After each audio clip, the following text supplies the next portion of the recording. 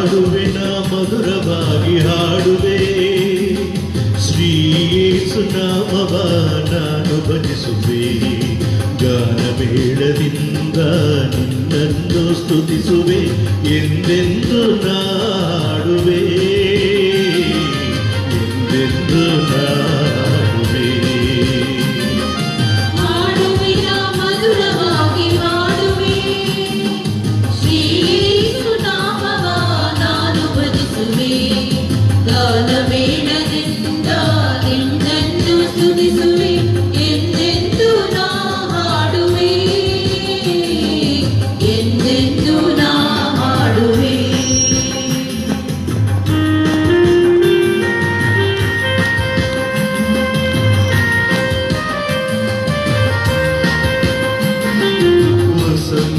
ಮಾಸದಿ ಕೋಗಿಲೆ ತನ್ನ ಸಂತೋಷಕ್ಕಾಗಿ ಹಾಡಿದೆ, ವಸಂತ ಮಾಸದಿ ಕೋಗಿಲೆ ತನ್ನ ಸಂತೋಷಕ್ಕಾಗಿ ಹಾಡಿದೆ. ಎನ್ನಯ ಮನವಿಂದು ನಿಮ್ಮನು ಕಾಣಲು, ಎನ್ನಯ ಮನವಿಂದು ನಿಮ್ಮನು ಕಾಣಲು ಹಂಬಲಿಸುತ್ತಾ ಹಾಡಿದೆ. ಹಾಡುವೆ ನಾ ಮಧುರವಾಗಿ ಹಾಡುವೆ, ಶ್ರೀ ಯೇಸು ನಾಮವ ನಾನು ಭಜಿಸುವೆ. ಗಾನಮೇಳದಿಂದ ನಿನ್ನನ್ನು ಸ್ತುತಿಸುವೆ, ಎಂದೆಂದು ನಾ ಹಾಡುವೆ, ಎಂದೆಂದು ನಾ ಹಾಡುವೆ, ಎಂದೆಂದು ನಾ ಹಾಡುವೆ. ಆತ್ಮೀಯರೇ, ಸಾಧಾರಣ ಕಾಲದ 16ನೇ ಭಾನುವಾರದ ಆನ್ಲೈನ್ ಬಲಿ ಪೂಜೆಗೆ ನಿಮ್ಮೆಲ್ಲರಿಗೂ ಸ್ವಾಗತ ಸುಸ್ವಾಗತ. ಪಿತನ ಮತ್ತು ಸುತನ ಮತ್ತು ಪವಿತ್ರಾತ್ಮರ ನಾಮದಲ್ಲಿ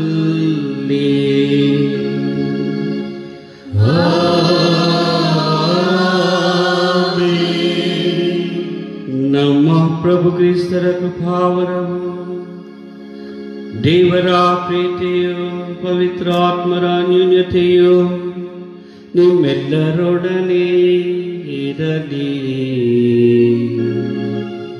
ನಿಮ್ಮ ಆತ್ಮದೊಡನೆಯೂ ಇರಲಿ. ಆತ್ಮೀಯರಿಗಿನ ವಾಚನ ವಿಧಿಗಳಲ್ಲಿ ಬೆಳೆ ಹಾಗೂ ಕಳೆ ಇವೆರಡೂ ಒಟ್ಟಿಗೆ ಬೆಳೆಯಲಿ ಎಂಬ ಸೈರಣೆಯ ಹಾಗೂ ದೇವರ ತಾಳ್ಮೆಯ ಒಂದು ಅಂಶವನ್ನು ನಮ್ಮ ಮುಂದಿಡಲಾಗಿದೆ. ಯಾವ ರೀತಿ ಈ ಒಂದು ಉಪಮೆಯ ಅಥವಾ ಸಾಮರ್ಥ್ಯ ಮುಖಾಂತರ ದೇವರು ತಮ್ಮ ಸೈರಣೆಯನ್ನು ಹಾಗೂ ತಾಳ್ಮೆಯನ್ನು ನಮಗೆ ತೋರ್ಪಡಿಸುತ್ತಾರೋ, ಅದೇ ಸೈರಣೆಯನ್ನು ತಾಳ್ಮೆಯನ್ನು ನಮ್ಮ ಮೇಲೆ, ನಮ್ಮ ಜೀವನಗಳಲ್ಲಿ ನಾವು ಒಮ್ಮೊಮ್ಮೆ ಬೆಳೆಯಾಗಿ, ಇನ್ನೂ ಕೆಲವೊಮ್ಮೆ ಕಳೆಯಾಗಿ, ಹಾಗೂ ಇನ್ನೂ ಕೆಲವೊಮ್ಮೆ ಕೀಳಾಗಿ ನಮ್ಮ ಜೀವನದಲ್ಲಿ ನಡೆದುಕೊಳ್ಳುತ್ತೇವೆ. ಇಂತಹ ಎಲ್ಲ ಪರಿಸ್ಥಿತಿಗಳನ್ನು ದೇವರು ಸೈರಿಸಿಕೊಳ್ಳುತ್ತಾರೆ ಹಾಗೂ ತಾಳ್ಮೆಯಿಂದ ನಮಗೆ ಕಾಲಾವಕಾಶ ಕೊಡುತ್ತಾರೆ. ಅವರಿಗೆ ನಮ್ಮ ನಮನಗಳನ್ನು, ವಂದನೆಗಳನ್ನು ಸಲ್ಲಿಸೋಣ. ಈ ದಿವ್ಯ ಬಲಿ ಪೂಜೆಯಲ್ಲಿ ಯೋಗ್ಯವಾಗಿ ಭಾಗಿಯಾಗಲು ನಮ್ಮ ತಪ್ಪುಗಳನ್ನು ಒಪ್ಪಿ ಅವರ ದಯೆ ಹಾಗೂ ಕರುಣೆಗಾಗಿ ಬೇಡೋಣ. ಸರ್ವಶಕ್ತ ದೇವರಿಗೂ ಸಹೋದರ ಸಹೋದರಿಯರಿಗೂ ಯೋಚನೆಯಿಂದಲೂ, ನುಡಿಯಿಂದಲೂ, ನಡತೆಯಿಂದಲೂ, ಕರ್ತವ್ಯ ಲೋಪದಿಂದಲೂ ನಾನು ಅನೇಕ ಪಾಪಗಳನ್ನು ಮಾಡಿದೆ ಎಂದು ನಿವೇದಿಸುತ್ತೇನೆ. ನನ್ನ ಪಾಪವೇ, ನನ್ನ ಪಾಪವೇ, ನನ್ನ ಮಹಾಪಾಪವೇ. ಆದುದರಿಂದ ಸದಾ ಕನಿಕೆಯಾದ ಸಂತ ಮರಿಯಮ್ಮನವರನ್ನು, ಸಕಲ ದೇವದೂತರನ್ನು, ಸಂತರನ್ನು, ಸಹೋದರ ಸಹೋದರಿಯರೇ, ನಿಮ್ಮನ್ನು ನನಗಾಗಿ ನಮ್ಮ ಪ್ರಭು ದೇವರನ್ನು ಪ್ರಾರ್ಥಿಸಬೇಕೆಂದು ಬೇಡಿಕೊಳ್ಳುತ್ತೇವೆ. ಸರ್ವಶಕ್ತ ದೇವರು ನಮಗೆ ದಯೆ ತೋರಿಸಿ ನಮ್ಮ ಪಾಪಗಳನ್ನು ಕ್ಷಮಿಸಿ ನಮ್ಮನ್ನು ನಿತ್ಯ ಜೀವದೆಡೆಗೆ ಕರೆದೊಯ್ಯಲಿ. ಆಮೆನ್.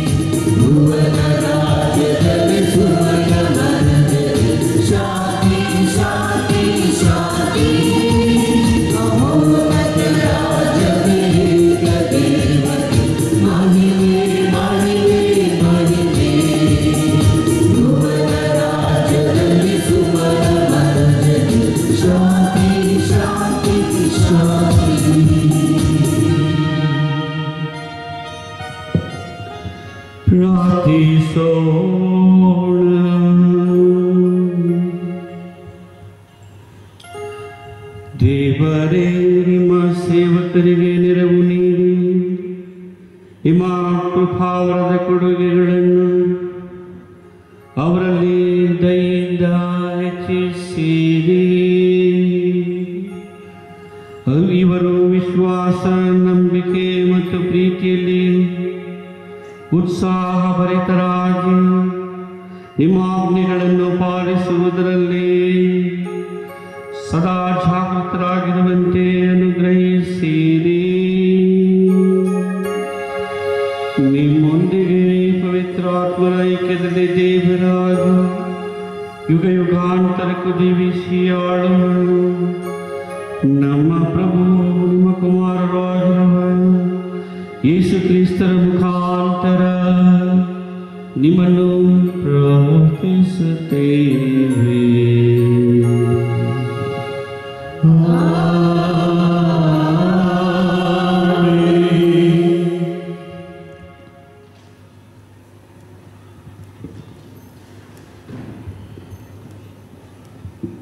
ಮೊದಲನೆಯ ವಾಚನ. ಈ ವಾಚನದಲ್ಲಿ ಸಾರ್ವಭೌಮತ್ವವೇ ಎಲ್ಲ ಸಹನೆಗೆ ಮೂಲ ಕಾರಣ. ಯಾರ ಸಾರ್ವಭೌಮತ್ವ? ಭಗವಂತನ ಸಾರ್ವಭೌಮತ್ವ.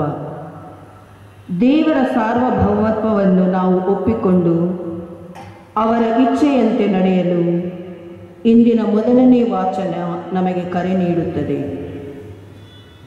ಸುಜ್ಞಾನ ಗ್ರಂಥದಿಂದ ಇಂದಿನ ಮೊದಲನೆಯ ವಾಚನ. ಸರ್ವ ಜನರ ಸುಖ ಕೋರುವ ದೇವರು ನೀವಲ್ಲದೆ ಇನ್ನಾರೂ ಇಲ್ಲ. ನೀವು ವಿಧಿಸಿದ ದಂಡನೆ ಅನ್ಯಾಯವಲ್ಲ ಎಂದು ನೀವು ತೋರಿಸಬೇಕಾಗಿಲ್ಲ. ನಿಮ್ಮ ಶಕ್ತಿಯೇ ನ್ಯಾಯ ನೀತಿಗೆ ಆಧಾರ. ನಿಮ್ಮ ಸಾರ್ವಭೌಮತ್ವವೇ ಎಲ್ಲ ಸಹನೆಗೆ ಮೂಲ ಕಾರಣ. ನೀವು ಸರ್ವಶಕ್ತರೆಂದು ಜನರು ನಂಬದಿರುವಾಗ ನೀವು ಶಕ್ತಿಯನ್ನು ತೋರಿಸುತ್ತೀರಿ. ಅದನ್ನು ಬಲ್ಲವರೊಂದಿಗೆ ವರ್ತಿಸುವಾಗ ಅವರ ಒಗ್ಗಟತನವನ್ನು ಖಂಡಿಸುತ್ತೀರಿ. ಶಕ್ತಿಯಲ್ಲಿ ನೀವೇ ಸಾರ್ವಭೌಮರು ಎಂದೇ ತೀರ್ಪಿಡುತ್ತೀರಿ. ಸೌಮ್ಯತೆಯಿಂದ ನಮ್ಮನ್ನಾಳುತ್ತೀರಿ ಬಹು ತಾಳ್ಮೆಯಿಂದ. ನಿಮ್ಮ ಶಕ್ತಿ ನಿಮ್ಮಲ್ಲಿದೆ ಇಚ್ಛಿಸಿದಾಗಲೆಲ್ಲ. ಇಂಥ ಕಾರ್ಯಗಳಿಂದ ಸಜ್ಜನನು ಜನಪ್ರಿಯನಾಗಿರಲು ಕಲಿಸಿಕೊಟ್ಟಿರುವಿರಿ. ಪಾಪಗಳಿಗೆ ಪಶ್ಚಾತ್ತಾಪದ ಅವಕಾಶವಿತ್ತು ನಿಮ್ಮ ಮಕ್ಕಳನ್ನು ಭರವಸೆಯುಳ್ಳವರಾಗಿಸಿದಿರಿ. ಪ್ರಭುವಿನ ವಾಕ್ಯ. ದೇವರಿಗೆ ಕೃತಜ್ಞತೆ ಸಲ್ಲಿಸಿ.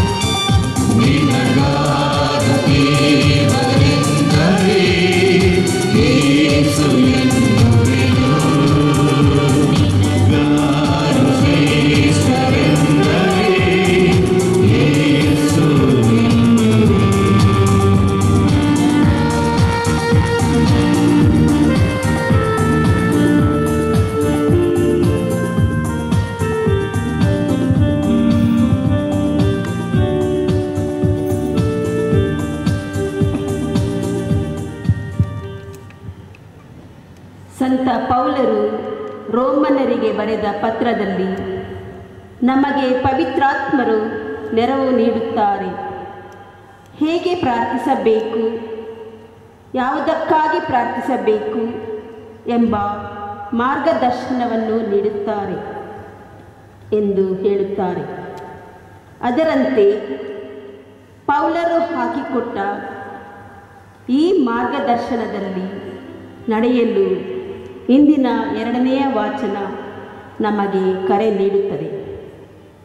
ಸಂತ ಪೌಲ ರೋಮನರಿಗೆ ಬರೆದ ಪತ್ರದಿಂದ ಇಂದಿನ 2ನೆಯ ವಾಚನ. ಸಹೋದರರೇ, ಪವಿತ್ರಾತ್ಮರು ಸಹ ನಮ್ಮ ದೌರ್ಬಲ್ಯದಲ್ಲಿ ನೆರವು ನೀಡುತ್ತಾರೆ. ಹೀಗೆ ಪ್ರಾರ್ಥಿಸಬೇಕು, ಯಾವುದಕ್ಕಾಗಿ ಪ್ರಾರ್ಥಿಸಬೇಕು ಎಂಬುದನ್ನು ನಾವು ತಿಳಿಯದವರು.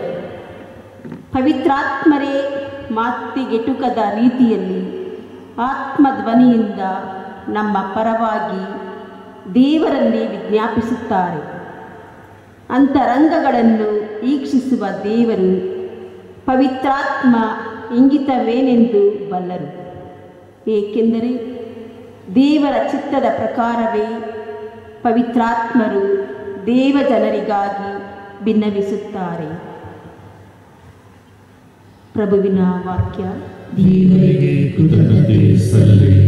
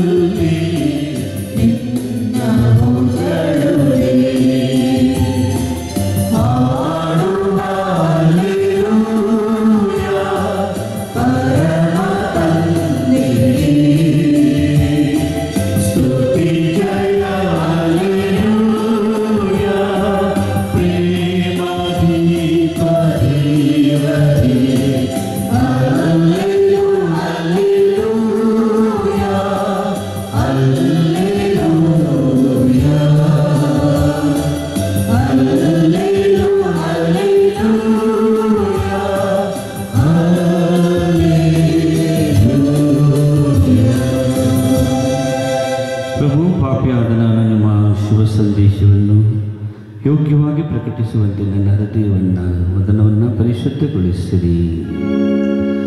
ಪ್ರಭು ನಿಮ್ಮೊಡನೆ ಇರಲಿ. ನಿಮ್ಮ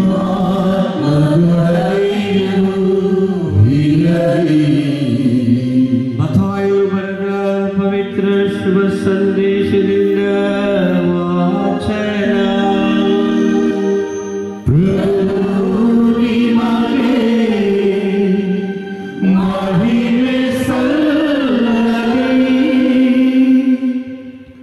ಆ ಕಾಲದಲ್ಲಿ ಯೇಸು ಜನರಿಗೆ ಈ ಸಾಮರ್ಥ್ಯವನ್ನು ಹೇಳಿದರು.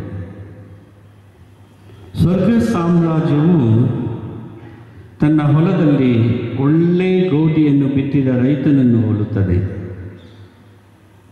ಒಂದು ರಾತ್ರಿ ಎಲ್ಲರೂ ನಿದ್ರಿಸುತ್ತಿರುವಾಗ ಅವನ ವೈರಿ ಬಂದು ಗೋಧಿಯ ನಡುವೆ ಕಳೆಗಳನ್ನು ಬಿತ್ತಿ ಹೋದ. ಗೋಧಿ ಬೆಳೆದು ತೆನೆ ಬಿಟ್ಟಾಗ ಕಳೆ ಬೆಳೆದಿರುವುದು ಗೋಚರವಾಯಿತು. ಆಗ ಆಳುಗಳು ತಮ್ಮ ಯಜಮಾನನ ಬಳಿಗೆ ಬಂದು, ಸ್ವಾಮಿ, ನಿಮ್ಮ ಹೊಲದಲ್ಲಿ ಬಿತ್ತಿದ್ದು ಉತ್ತಮವಾದ ಗೋಧಿ ಕಾಳನ್ನೆಲ್ಲವೇ? ಜೊತೆಗೂ ಕಳೆ ಕಾಣಿಸಿಕೊಂಡಿದೆಯಲ್ಲ, ಇದೆಲ್ಲಿಂದ ಬಂತು ಎಂದರು. ಯಜಮಾನ, ಇದು ನನ್ನ ವೈರಿ ಮಾಡಿರುವ ಕೆಲಸ ಎಂದ. ಹಾಗಾದರೆ ಕಳೆಯನ್ನು ಕಿತ್ತು ಹಾಕೋಣವೇ ಎಂದರು ಆಳುಗಳು.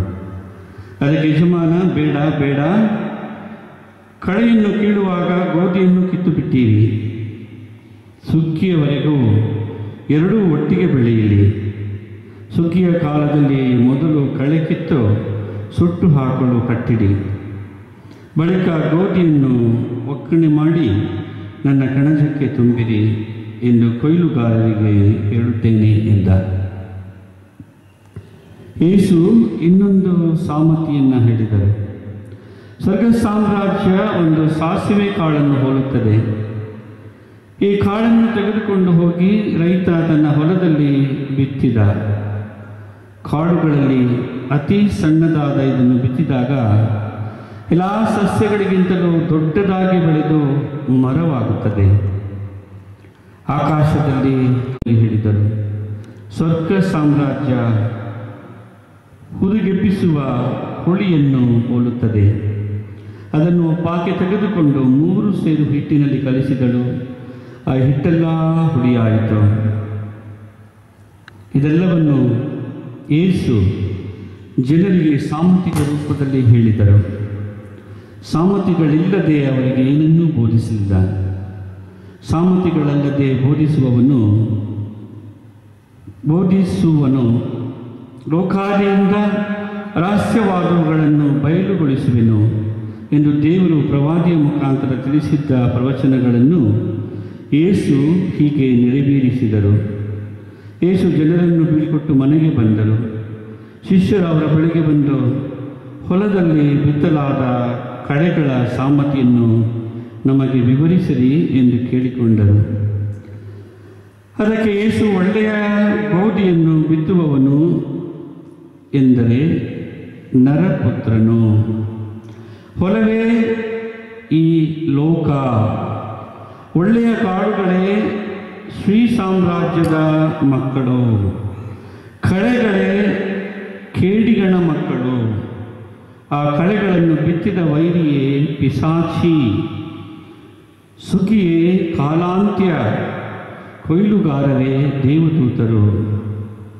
ಕಳೆಗಳನ್ನು ಕಿತ್ತು ಬೆಂಕಿಯಲ್ಲಿ ಸುಟ್ಟು ಹಾಕಿದಂತೆ ಕಾಲಾಂತ್ಯದಲ್ಲಿ ನಡೆಯುವುದು. ನರಪುತ್ರನು ತನ್ನ ದೂತರನ್ನು ಕಳುಹಿಸುವನು. ಅವರು ಆತನ ರಾಜ್ಯದಿಂದ ಪಾಪಕ್ಕೆ ಕಾರಣವಾದುದೆಲ್ಲವನ್ನೂ ಮತ್ತು ದುಷ್ಕರ್ಮಿಗಳೆಲ್ಲರನ್ನು ಒಟ್ಟುಗೂಡಿಸಿ ಅಗ್ನಿಕುಂಡದಲ್ಲಿ ಹಾಕುವರು. ಅಲ್ಲಿ ಅವರು ಕಟಕಟನೆ ಹಲ್ಲು ಕಡಿದುಕೊಂಡು ಗೋಳಾಡುವರು. ಸಧರ್ಮಿಗಳು ತಮ್ಮ ತಂದೆಯ ಸಾಮ್ರಾಜ್ಯದಲ್ಲಿ ಸೂರ್ಯನಂತೆ ಪ್ರಕಾಶಿಸುವರು. ಕಿವಿ ಉಳ್ಳವನು ಕೇಳಿಸಿಕೊಳ್ಳಲಿ ಎಂದರು. ಪ್ರಭುವಿನ ಶುಭ ಸಂದೇಶ. ಕ್ರಿಸ್ತರೇ ನಿಮಗೆ ಸ್ತುತಿ ಸಲ್ಲಲಿ.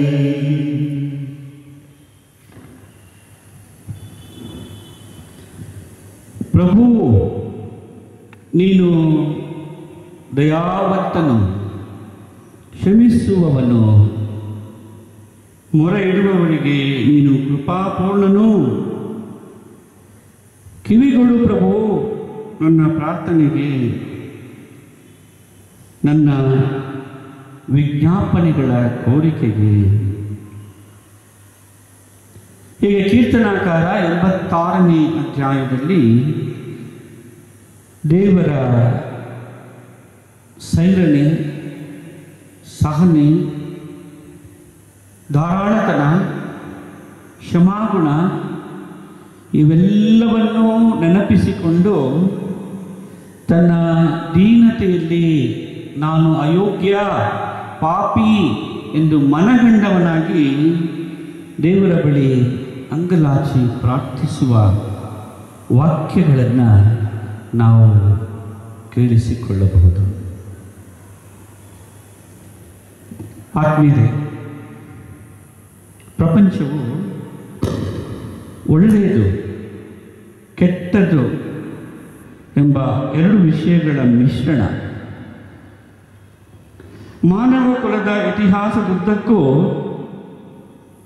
ಒಳ್ಳೆಯದು ಮತ್ತು ಕೆಟ್ಟದು ತಮ್ಮೊಳಗೆ ಕಚ್ಚಾಡುತ್ತವೆ ಮತ್ತು ಒಂದರ ಮೇಲೆ ಇನ್ನೊಂದು ಜಯ ಸಾಧಿಸಲು ಶ್ರಮಿಸುತ್ತವೆ.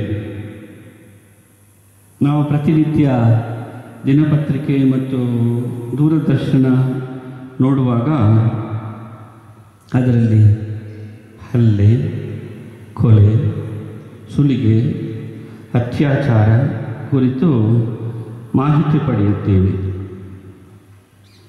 ಒಬ್ಬ ಮನುಷ್ಯ ಕಲ್ಪಿಸಿಕೊಳ್ಳಲು ಸಾಧ್ಯವಾಗದಂತಹ ದುರಾಚಾರ, ದುಷ್ಟತೆ ಈ ಸಮಾಜದಲ್ಲಿ ನಾವು ಕಾಣುತ್ತೇವೆ. ಆದಿ ಕಾಂಡದ ಪ್ರಕಾರ ದೇವರು ತಾವು ಸೃಷ್ಟಿಸಿದ್ದನ್ನು ನೋಡಿದಾಗ ಎಲ್ಲವೂ ಒಳ್ಳೆಯದಾಗಿತ್ತು. ಆದರೆ ಈ ದುಷ್ಟತೆ, ಈ ಕೆಡುಕುತನ, ಈ ಕಲ್ಮಶ ಇವುಗಳನ್ನು ಸೃಷ್ಟಿಸಿದವರು ಯಾರು? ಇದಕ್ಕೆ ಇಂದಿನ ಶುಭ ಸಂದೇಶ ಸಾಮತಿ ಉತ್ತರ ನೀಡುತ್ತೆ. ಒಳ್ಳೆಯತನ ರಕ್ಷಿಸುತ್ತದೆ, ದುಷ್ಟತನ ವಿನಾಶಗೊಳಿಸುತ್ತದೆ.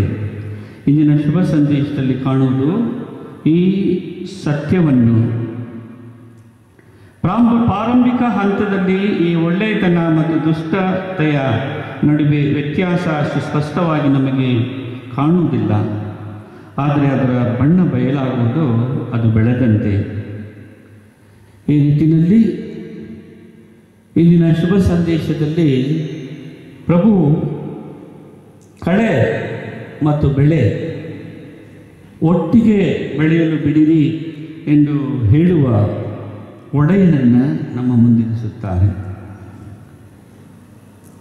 ಆತ್ಮೀಯರೇ, ಒಬ್ಬ ಭಕ್ತ ವಿಶ್ವಾಸಿ ತನ್ನ ಜೀವನದುದ್ದಕ್ಕೂ ಸಂತೃಪ್ತನಾಗಿ ಹಾಗೂ ಬಹಳ ಸಮಂಜಸವಾದ ಜೀವನ ನಡೆಸಿ ತನ್ನ ಹೆಂಡತಿ, ಮಕ್ಕಳನ್ನು ಮತ್ತು ಕುಟುಂಬವನ್ನು ಮತ್ತು ಪರಿವಾರದವರನ್ನು ಬಹಳ ಉತ್ತಮವಾಗಿ ನೋಡಿಕೊಂಡು ಇದ್ದನು.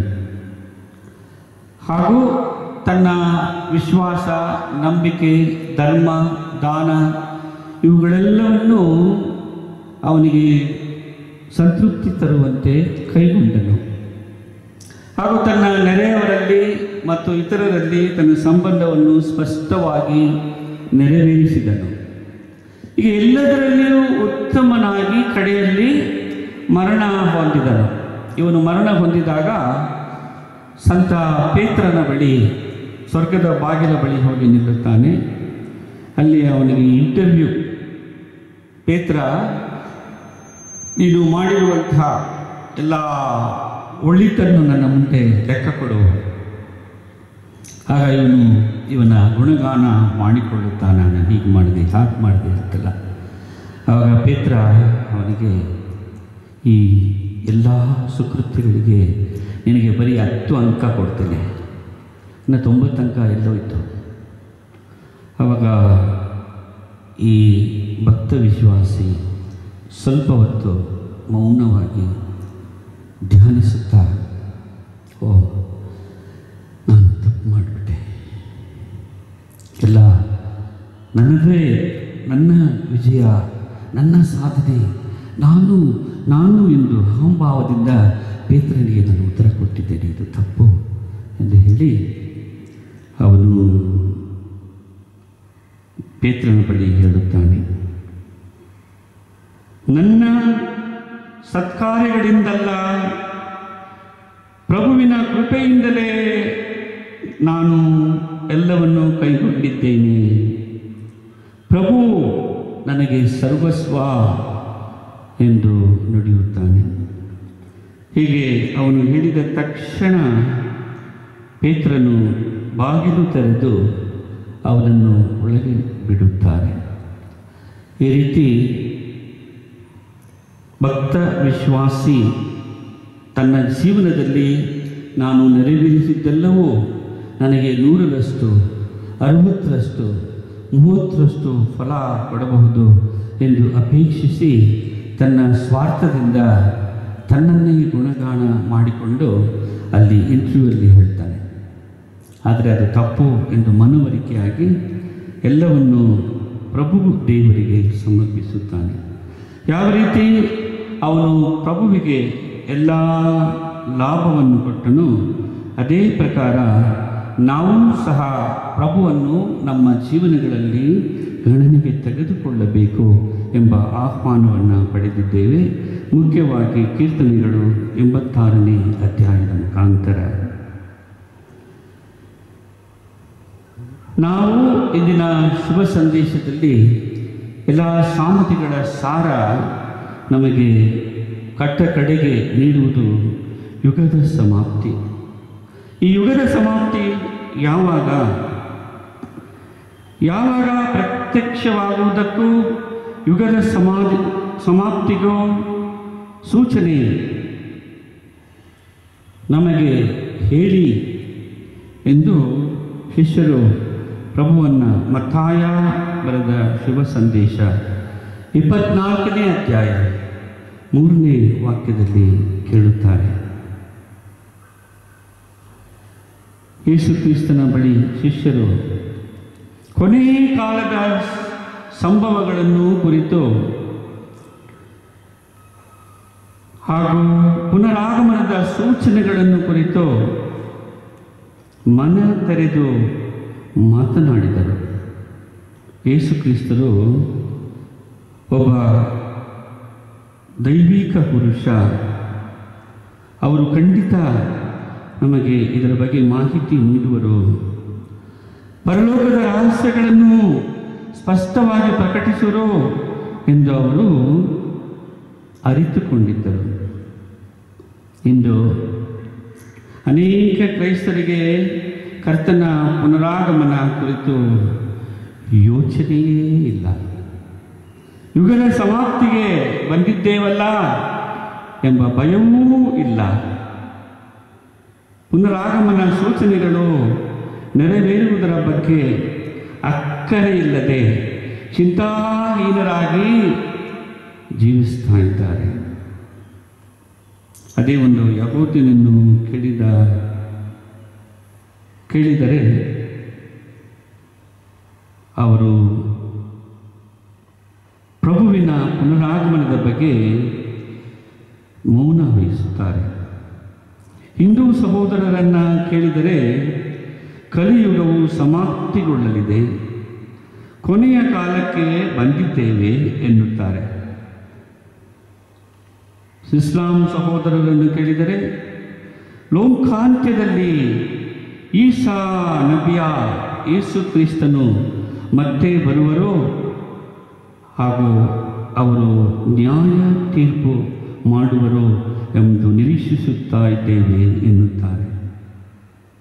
ಆದ್ಮೇಲೆ ಲೋಕದ ಇತಿಹಾಸದಲ್ಲಿ 3 ಮುಖ್ಯವಾದ ಸಂದರ್ಭಗಳು ಉಂಟು. ಮೊದಲನೆಯ ಸಂಭವ, ದೇವರು ಮನುಷ್ಯರನ್ನು ಈ ಭೂಮಿಯಲ್ಲಿ ಸೃಷ್ಟಿಸಿದ್ದು. ಎರಡನೆಯ ಸಂಭವ, ಪ್ರಭು ಯೇಸು ಕ್ರಿಸ್ತರು ಈ ಭೂಮಿಗೆ ಬಂದು ಕಲ್ವಾರಿ ಶಿಲುಬೆಯಲ್ಲಿ ತನ್ನ ಜೀವವನ್ನು ಕೊಟ್ಟು ನಮ್ಮೆಲ್ಲರನ್ನ ರಕ್ಷಣೆ ಮಾಡಿದ್ದು. ಹಾಗೂ ಮೂರನೆಯ ಸಂಭವ ಪ್ರಭು ಕ್ರಿಸ್ತರ ಪುನರಾಗಮನದ ಸಂಭವ. ಮೊದಲ ಬಾರಿ ಯೇಸು ಬಂದಾಗ ಪಾಪಗಳನ್ನು ಕ್ಷಮಿಸಿ ಪಾಪಿಗಳನ್ನು ರಕ್ಷಿಸುವವರಾಗಿ ಬಂದರು. ಆದರೆ ಇನ್ನು ಮುಂದೆ ಬರುವಾಗ ಮಾನವ ಕುಲದ ನ್ಯಾಯಾಧಿಪತಿಯಾಗಿ ಬರುವರು. ಅವರು ಬರುವಾಗ ಬರುವ ಸೂಚನೆಗಳೇನೆಂದರೆ ಜನಸಂಖ್ಯೆ ಸ್ಫೋಟಗೊಳ್ಳುವುದು,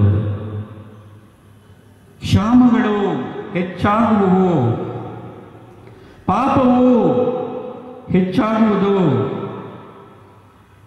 ತಿಳುವಳಿಕೆಯು ಹೆಚ್ಚಾಗುವುದು, ಮರಣಕರ ವ್ಯಾಧಿಗಳು ಹೆಚ್ಚುವುವು, ಯುದ್ಧಗಳು ಹೆಚ್ಚುವುವು, ಸುಳ್ಳು ಪ್ರವಾದಿಗಳು ಏಳುವರು, ಅಧರ್ಮವು ಹೆಚ್ಚಾಗುವುದು, ಭೂಕಂಪಗಳು ಹೆಚ್ಚಾಗುವು, ಹಾಗೂ ನೈಸರ್ಗಿಕ ವಿಕೋಪಗಳು ಸಮೃದ್ಧಿಯಾಗಿ ಬಹಳ ಹೆಚ್ಚಾಗಿ ಮಾನವ ಕುಲವನ್ನು ಕಾಡಿಸುವುದು ಎಂಬ ಅಂಶವನ್ನು ನಮ್ಮ ಮುಂದಿರಿಸಲಾಗಿದೆ.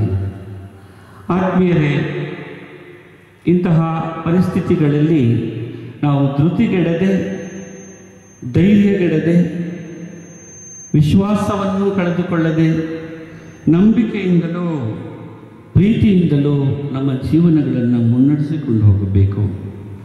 ಇದಕ್ಕೆ ಅತ್ಯಂತ ಮುಖ್ಯವಾದ ಒಂದು ಅಂಶ ಕೀರ್ತನೆಗಳು 103 ಅಧ್ಯಾಯ 1-5 ವಾಕ್ಯಗಳಲ್ಲಿ ಕರ್ತನನ್ನು ಸ್ತುತಿಸಲು ನಮಗೆ ಆಹ್ವಾನ ನೀಡಲಾಗಿದೆ.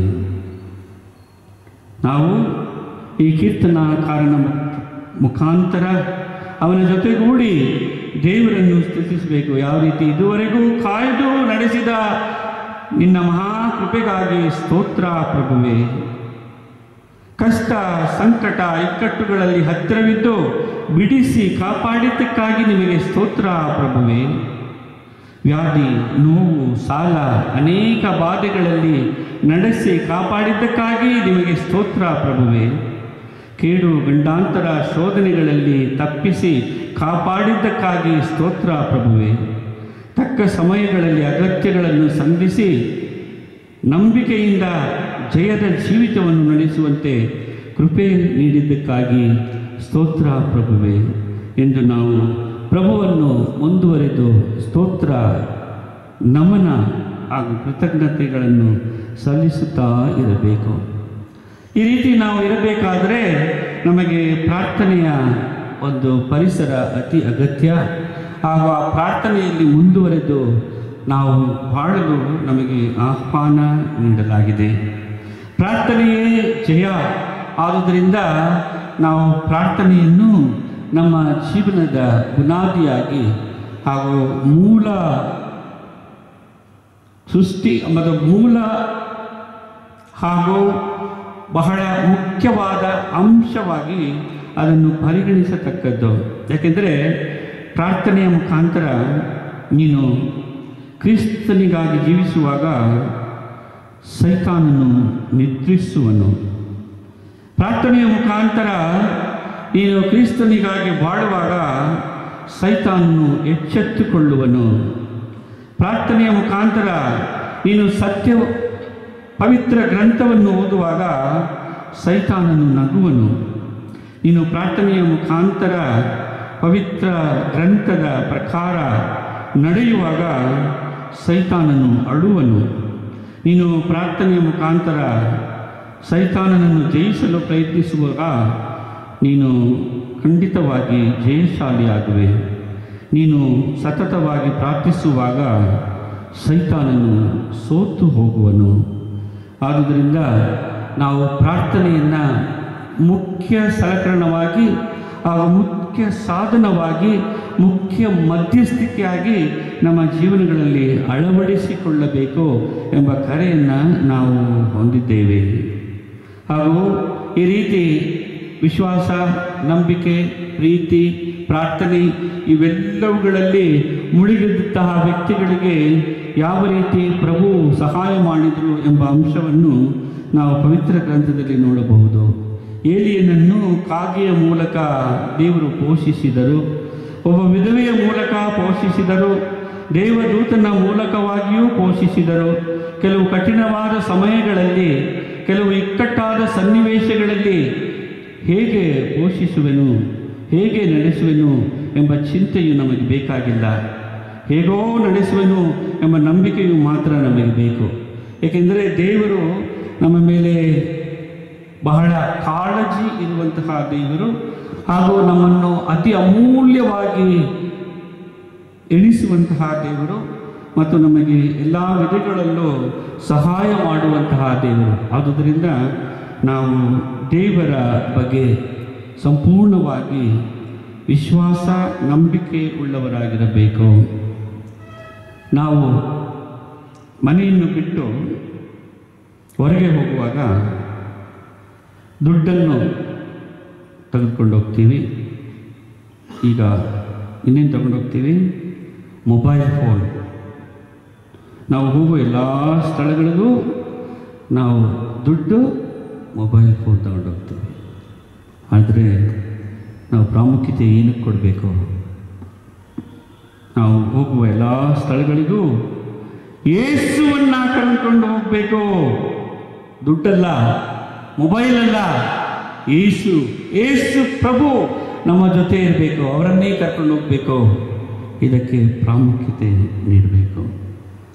ಪಾಪ ಕೃತ್ಯಗಳಿಗೆ ಹಣವನ್ನು ವ್ಯರ್ಥ ಮಾಡುವ ಹಾಗೆ ನಾವು ಯೇಸುವಿನ ನಾಮವನ್ನು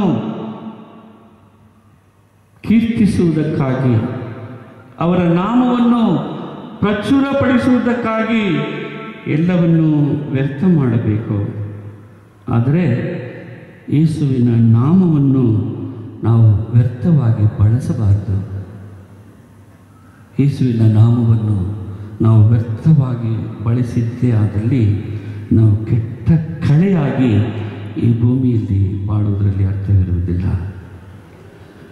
ಅಡ್ಡ ದಾರಿಯಲ್ಲಿ ಹಣ ಸಂಪಾದಿಸಲು ಪ್ರಯತ್ನಿಸುವ ಹಾಗೆ ಅಡ್ಡ ದಾರಿಯಲ್ಲಿ ಮುಂದುವರಿಯಲು ಯೇಸುವನ್ನು ಹುಡುಕಬಾರದು. ಯೇಸುವಿನ ನಾಮದಲ್ಲಿ, ಅವರ ಹೆಸರಿನಲ್ಲಿ ಹಾಗೂ ಅವರ ನಾಮಾಂಕಿತವಾಗಿ ನಾವು ಇತರರನ್ನು ದೋಚುವುದು, ಇತರರನ್ನು ತುಳಿಯುವುದು, ಇತರರಿಗೆ ಶೋಷಣೆ ಮಾಡುವುದು, ಇದೆಲ್ಲವನ್ನು ಮಾಡಲೇಬಾರದು. ಬೆಳಗ್ಗೆಯಿಂದ ರಾತ್ರಿವರೆಗೂ ಹಲವಾರು ಕಾರ್ಯಗಳಿಗಾಗಿ ಹಣವನ್ನು ವೆಚ್ಚ ಮಾಡುವ ಹಾಗೆ ಯೇಸುವಿನ ಸಂಗಡ ಸಮಯ ಕಳೆಯುವಂತಾಗಿರಬೇಕು. ನಾವು ಹಣವನ್ನು, ಸಮಯವನ್ನು ಎರಡನ್ನೂ ವೆಚ್ಚ ಮಾಡುತ್ತೇವೆ. ಆದರೆ ನಾವು ಪ್ರಭುವಿಗಾಗಿ ನಮ್ಮ ಸಮಯವನ್ನು, ನಮ್ಮ ಜೀವನದ ಪ್ರತಿ ಕ್ಷಣ ಪ್ರತಿದಿನ ಸವೆಸಬೇಕು. ಅದರಿಂದ ನಾವು ಆಧ್ಯಾತ್ಮಿಕ ಸಂತೃಪ್ತತೆಯನ್ನು ಹೊಂದುತ್ತೇವೆ. ಹಣವನ್ನು ಶೇಖರಿಸಿಡುವ ಹಾಗೆ ಯೇಸು ಕ್ರಿಸ್ತನನ್ನು ಕುರಿತು ಸುವಾರ್ತೆಯನ್ನು ನಿಮ್ಮಲ್ಲಿಯೇ ಶೇಖರಿಸಿಟ್ಟುಕೊಳ್ಳಬಾರದು. ಈಗ ಹಣ ಎಲ್ಲ ಶೇಖರಿಸಿ ಒಂದು ಲಾಕರಲ್ಲಿ ಹಾಕಿ ಕಟ್ಟಾಗಿ ಲಕ್ಷ ಕೋಟಿ ಹಾಕಿರ್ತಾರೆ. ಅದೇನು ಪ್ರಯೋಜನ? ಅದೇ ಪ್ರಕಾರ ಯೇಸುವಿನ ಸುವಾರ್ತೆ, ವಿಶ್ವಾಸ, ಯೇಸುವಿನ ಪವಿತ್ರ ಗ್ರಂಥ, ಆಧ್ಯಾತ್ಮಿಕತೆ ಇದೆಲ್ಲ ನನಗೆ ಸೇರಿತ್ತು. ಆದ್ದರಿಂದ ನಮ್ಮ ಜನ ಸೇರಿಸ್ತೀನಿ, ನಮ್ಮ ಜನ ಜೊತೆ ಆರಾಧನೆ ಮಾಡ್ತೀನಿ, ನನ್ನ ಭಾಷೆಯಲ್ಲಿ ಹಾಡ್ತೀನಿ, ನನ್ನ ಭಾಷೆಯಲ್ಲಿ ಪೂಜಿಸ್ತೀನಿ, ನನ್ನ ಜನ, ನಾನು, ನನ್ನವರು ಎಂದು ಸ್ವಾರ್ಥದಿಂದ ಬಾಳಿದರೆ ಅದು ತಪ್ಪು. ಆ ರೀತಿ ಯೇಸು ಕ್ರಿಸ್ತರನ್ನು, ಅವರ ಸುವಾರ್ತೆಯನ್ನು ಶೇಖರಿಸಿಡುವುದು ತಪ್ಪು. ಅವರನ್ನು ಶೇಖರಿಸಿ ಇಟ್ಟಂತಹ ಪರಿಸ್ಥಿತಿಯಲ್ಲಿ ನಾವು ಅವರು ಉದಾರವಾಗಿ, ಉಚಿತವಾಗಿ ನಮಗಾಗಿ ಕೊಡಲಾದ ಒಂದು ರಕ್ಷಣೆಯ ಫಲ. ಈ ಫಲವನ್ನು ನಾನೊಬ್ಬನೇ ಸವಿಯಬಾರದು, ಇದನ್ನು ಎಲ್ಲರಿಗೂ ಹಂಚಿಕೊಡಬೇಕು ಎಂದು ಅದನ್ನು ಎಲ್ಲರಿಗೂ ಹಂಚುವಂತಹ ಒಂದು ಧಾರಾಳತನದಿಂದ ಬಾಳಲು ಕರೆಯನ್ನು ಹೊಂದಿದ್ದೇವೆ. ದೇವರ ಸುವಾರ್ತೆಯನ್ನು, ವಾಕ್ಯಗಳನ್ನು, ಆತನ ಮಹತ್ಕಾರ್ಯಗಳನ್ನು ಎಲ್ಲರಿಗೂ ತಿಳಿಯಪಡಿಸಬೇಕು. ಇದೇ ನಾವು ದೇವರಿಂದ ಪಡೆದಿರುವಂಥ ಒಂದು ಆಜ್ಞೆ.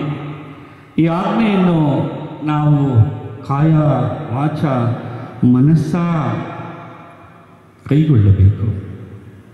ಹಾಗೂ ದೇವರು ಖಂಡಿತವಾಗಿ ನಮ್ಮ ಪ್ರೇರಣೆಯಾಗಿ ಹಾಗೂ ನಮ್ಮ ಸಾಧನೆಯಾಗಿ ಹಾಗೂ ನಮ್ಮ ಬುನಾದಿಯಾಗಿ ನಮ್ಮ ಜೀವನದ ಶ್ರೇಷ್ಠವಾದ ಮೌಲ್ಯವಾಗಿ ಇದ್ದಾರೆ ಎಂಬುದನ್ನು ನಾವು ಸಂತೃಪ್ತರಾಗಿ ಇರಬೇಕು.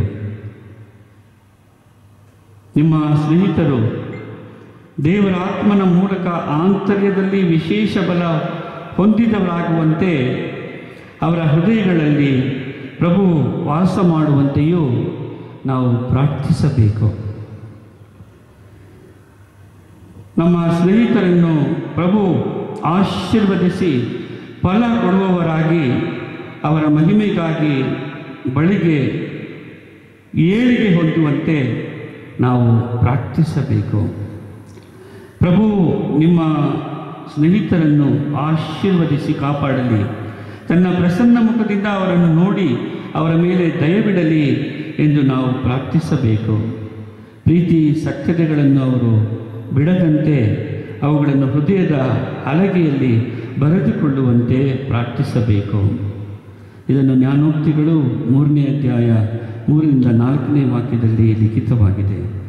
ಕರ್ತನು ನಿಮ್ಮ ಸ್ನೇಹಿತರನ್ನು ಅವರ ಎಲ್ಲ ಶತ್ರುಗಳ ಕೈಗೆ ತಪ್ಪಿಸಿ ಸುರಕ್ಷಿತವಾಗಿಯೂ ಅವರನ್ನು ಕಾಪಾಡುವಂತೆ ಪ್ರಾರ್ಥಿಸಬೇಕು. ನಿಮ್ಮ ಸ್ನೇಹಿತರ ಹೃದಯಗಳನ್ನು ಪ್ರಭು ಸಂತೈಸಿ ಸಕಲ ಸತ್ಕಾರ್ಯಗಳಲ್ಲಿಯೂ ಸದ್ಭಕ್ತಿಯಲ್ಲಿಯೂ ದೃಢಪಡಿಸುವಂತೆ ನಾವು ಪ್ರಾರ್ಥಿಸಬೇಕು. ಎಫೆಸರಿಗೆ ಪತ್ರ 2ನೇ ಅಧ್ಯಾಯದಲ್ಲಿ ಇದು ಲಿಖಿತವಾಗಿದೆ. ಈ ನಿಟ್ಟಿನಲ್ಲಿ ಆತ್ಮೀಯ ಸಹೋದರ ಸಹೋದರಿಯರೇ, ನಾವು ಕಳೆಯಾಗಿ ಅಥವಾ ಬೆಳೆಯಾಗಿ ನಮ್ಮ ಜೀವನವನ್ನು ಸವೆಸಲು ಖಂಡಿತ ಆಹ್ವಾನ ಪಡೆದಿಲ್ಲ. ಸಮೃದ್ಧ ಬೆಳೆಯಾಗಿ ಮಾತ್ರ ಜೀವಿಸಲು ನಾವು ಆಹ್ವಾನವನ್ನು ಪಡೆದಿದ್ದೇವೆ. ಆದುದರಿಂದ ನಾವು ಉತ್ತಮ ಬೆಳೆಯಾಗಿ 100ರಷ್ಟು 60ರಷ್ಟು 30ರಷ್ಟು ಫಲ ಕೊಡುವಂತಹ ಬೆಳೆಯಾಗಿ ಪರಿವರ್ತನೆಗೊಳ್ಳಲು ನಮಗೆ ಬೇಕಾದ ಕೃಪೆಯನ್ನು ದೇವರು ದಯಪಾಲಿಸಬೇಕು ಎಂದು ಬೇಡಬೇಕಾಗಿದೆ.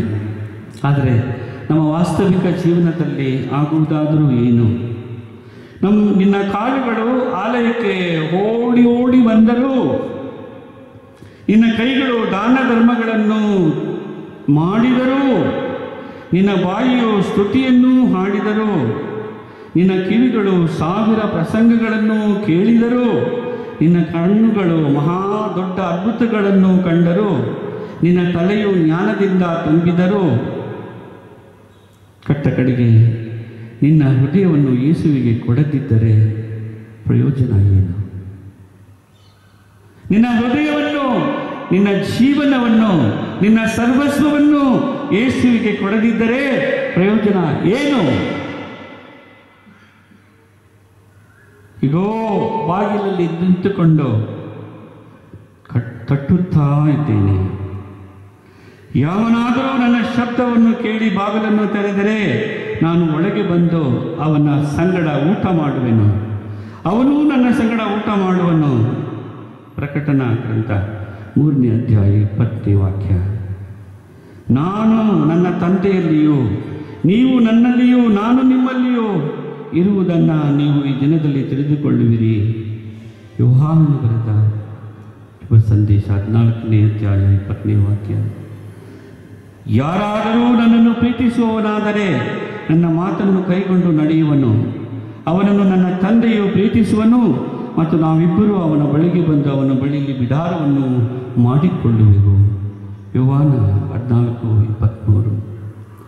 ಆದ್ಮೇಲೆ ಈ ರೀತಿ ನಾವು ಸಮಂಜಸವಾಗಿ ಅರ್ಥಗರ್ಭಿತವಾಗಿ ದೇವರ ಕರೆ, ಅವರ ಆದೇಶ, ಅವರ ಆಜ್ಞೆಗೆ ಅನುಸಾರವಾಗಿ ನಡೆದರೆ ನಾವು ಖಂಡಿತವಾಗಿಯೂ ಸಂತೃಷ್ಟ ಬೆಳೆಯಾಗಿ ಪ್ರಭು ದೇವರು ನಮ್ಮಿಂದ ನಿರೀಕ್ಷಿಸುವಂತಹ ಒಂದು ವ್ಯಕ್ತಿತ್ವವನ್ನು ರೂಪಿಸಿಕೊಳ್ಳುವುದರಲ್ಲಿ ಯಶಸ್ವಿಯಾಗುತ್ತೇವೆ.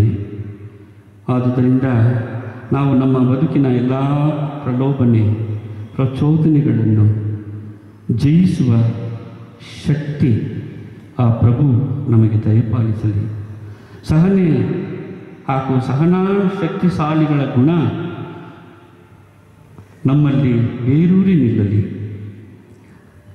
ಅಸಹನೆ ಬಲವಿಲ್ಲದವರ ಬಲಹೀನತೆ ಹಾಗೂ ಒಬ್ಬ ಬಲಿಷ್ಠ ಶಕ್ತಿಯುತ ಪ್ರಬುದ್ಧ ವ್ಯಕ್ತಿತ್ವ ಇರುವವನಿಗೆ ಕಾಯುವುದು ಗೊತ್ತಿರುತ್ತದೆ. ಅವನು ಎಲ್ಲವನ್ನು ಸಹನೆಯಿಂದ ಜಯಿಸಲು ಸುಲಭ ಸಾಧ್ಯ.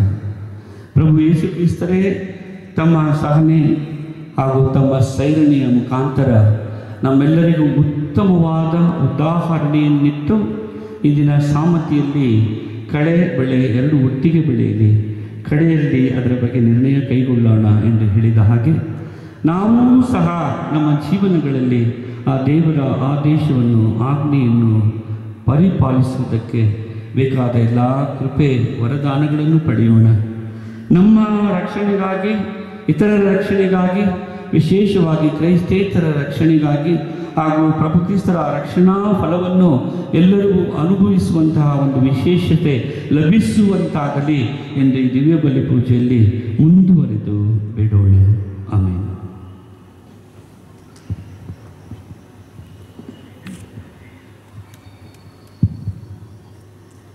ಸ್ವರ್ಗವನ್ನು ಭೂಮಿಯನ್ನು ಸೃಷ್ಟಿಸಿದ ಸರ್ವಶಕ್ತ ದೇವಪಿತನನ್ನು ವಿಶ್ವಾಸಿಸುತ್ತೇನೆ. ಅವರ ಏಕೈಕ ಪುತ್ರರು ನಮ್ಮ ಪ್ರಭುವಾದ ಯೇಸು ಕ್ರಿಸ್ತರನ್ನು ವಿಶ್ವಾಸಿಸುತ್ತೇನೆ. ಇವರು ಪವಿತ್ರಾತ್ಮರಿಂದ ಗರ್ಭಧರಿಸಿದ ಕನ್ಯಾ ಮರಿಯಮ್ಮನವರಲ್ಲಿ ಜನಿಸಿದರು. ಪೋನ್ಸಿಯಸ್ ಪಿಲಾತನ ಅಧಿಕಾರದಲ್ಲಿ ಯಾತನೆಯನ್ನು ಅನುಭವಿಸಿ ಶಿಲುಬೆಗೆ ಇಳಿಸಲ್ಪಟ್ಟು ಮೃತರಾಗಿ ಸಮಾಧಿ ಮಾಡಲ್ಪಟ್ಟರು. ಪಾತಾಳಕ್ಕೆ ಇಳಿದು ಮೂರನೆಯ ದಿನ ಮೃತರ ಮಧ್ಯದಿಂದ ಪುನರ್ಜೀವಿತರಾಗಿ ಎದ್ದರು. ಸ್ವರ್ಗಕ್ಕೆ ಏರಿ ಸರ್ವಶಕ್ತ ದೇವಪಿತನ ಬಲಗಡೆಯಲ್ಲಿ ಆಸೀನರಾಗಿದ್ದಾರೆ. ಅಲ್ಲಿಂದ ಜೀವಿತರಿಗೂ ಮೃತರಿಗೂ ತೀರ್ಪು ಕೊಡಲು ಬರುವರು. ಪವಿತ್ರ ಆತ್ಮರನ್ನು ವಿಶ್ವಾಸಿಸುತ್ತೇನೆ. ಪವಿತ್ರ ಕಥೋಲಿಕ ಧರ್ಮಸಭೆಯನ್ನು, ಸಂತರ ಅನ್ಯೋನ್ಯತೆಯನ್ನು ವಿಶ್ವಾಸಿಸುತ್ತೇನೆ. ಪಾಪ ಪರಿಹಾರವನ್ನು ವಿಶ್ವಾಸಿಸುತ್ತೇನೆ. ಮೃತರ ಪುನರುತ್ಥಾನವನ್ನು ವಿಶ್ವಾಸಿಸುತ್ತೇನೆ. ನಿತ್ಯ ಜೀವವನ್ನು ವಿಶ್ವಾಸಿಸುತ್ತೇನೆ. ಆಮೆನ್. ಪ್ರಿಯ ಸಹೋದರ ಸಹೋದರಿಯರೇ, ಸಮ್ಮುಖವು ಉಲ್ಲಾಸ ಹೃದಯದ ಕುರುಹು ಎನ್ನುತ್ತದೆ ಸಿರಾಕನ ಗ್ರಂಥ. ತಿಳಿಯದ ಮನಸ್ಸು, ನಿರ್ಮಲ ಭಾವನೆಗಳು ನಮ್ಮದಾಗಲಿ ಮತ್ತು ಇತರರ ಬದುಕಿಗೆ ಶೋಭೆ ಪ್ರತಿಬಿಂಬಿಸಲಿ ಎಂದು ತಂದೆ ದೇವರಲ್ಲಿ ಈಗ ಪ್ರಾರ್ಥಿಸೋಣ.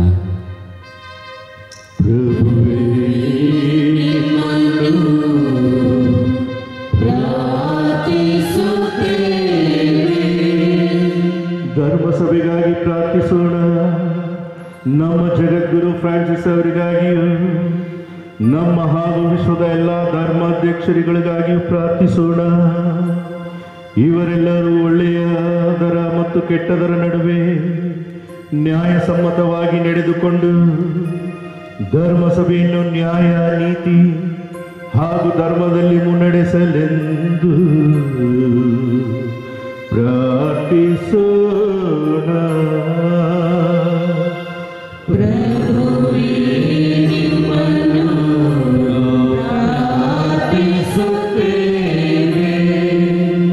ಶಾಂತಿ ಸಮಾಧಾನಕ್ಕಾಗಿ ಪ್ರಾರ್ಥಿಸೋಣ. ಇಂದಿನ ಆಧುನಿಕ ಯುಗದಲ್ಲಿ ಅನ್ಯಾಯ, ಅಕ್ರಮಗಳೇ ತುಂಬಿಕೊಂಡಿದ್ದು ಕ್ರೈಸ್ತರಾದ ನಾವು ಇತರರಿಗೆ ನ್ಯಾಯ, ನೀತಿ, ಧರ್ಮದ ಮೂಲಕ, ನಮ್ಮ ವಿಶ್ವಾಸದ ಮೂಲಕ ನ್ಯಾಯವನ್ನು, ಧರ್ಮವನ್ನು ಪ್ರೀತಿಯಿಂದ ಸಾರುವಂಥ ವರಗಳನ್ನು ಪಡೆಯಲೆಂದು ಪ್ರಾರ್ಥಿಸೋಣ.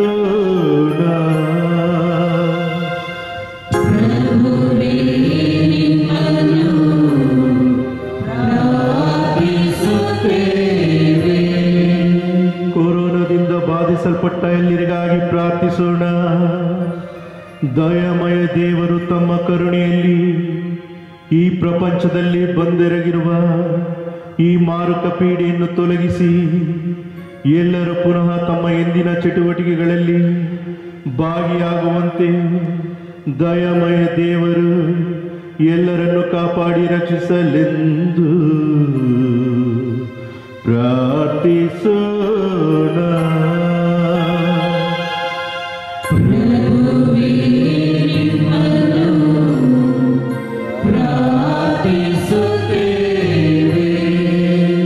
ನಮ್ಮ ಕುಟುಂಬಗಳಿಗಾಗಿ ಪ್ರಾರ್ಥಿಸೋಣ. ಕುಟುಂಬಗಳಲ್ಲಿ ಶಾಂತಿ, ನೆಮ್ಮದಿ, ಪ್ರೀತಿಗಾಗಿಯೂ ಸೌಹಾರ್ದ ಹಾಗೂ ಸಹಬಾಳ್ವೆಗಾಗಿ ಪ್ರಾರ್ಥಿಸೋಣ.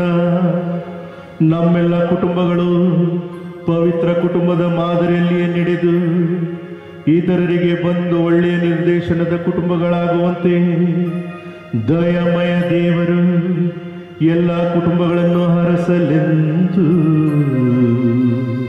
ಪ್ರಾರ್ಥಿಸೋಣ.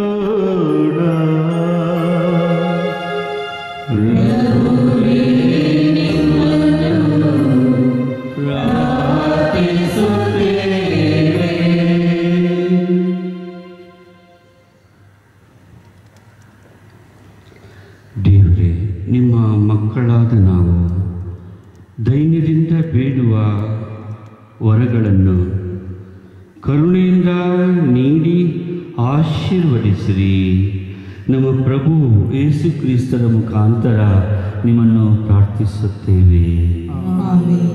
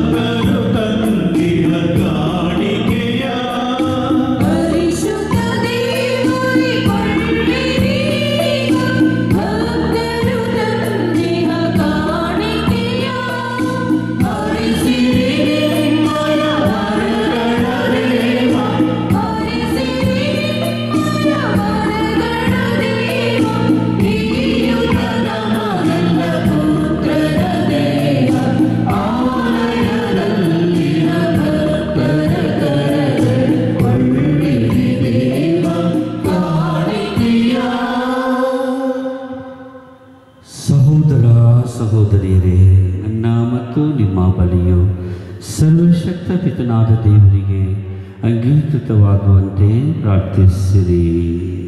ಪ್ರಭು ತಮ್ಮ ನಾಮದ ಸ್ತುತಿ ಹಾಗೂ ಮಹಿಮೆಗಾಗಿಯೂ ನಮ್ಮ ಮತ್ತು ತಮ್ಮಲ್ಲಿ ಪವಿತ್ರ ಧರ್ಮಸಭೆಯ ಒಳಿತಿಗಾಗಿಯೂ ಈ ಬಲಿಯನ್ನು ನಿಮ್ಮ ಕರಗಳಿಂದ ಸ್ವೀಕರಿಸಲಿ.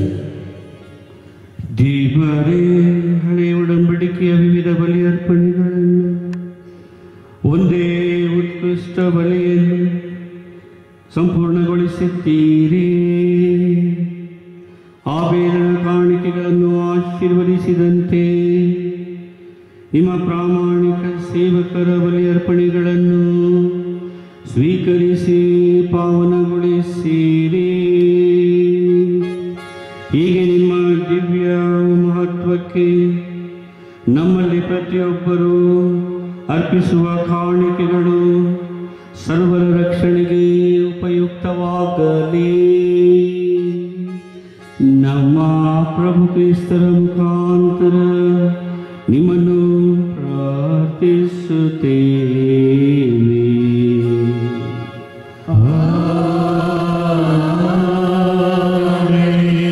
ಪ್ರಭು ನಿಮ್ಮೊಡನೆ ಇರಲಿ.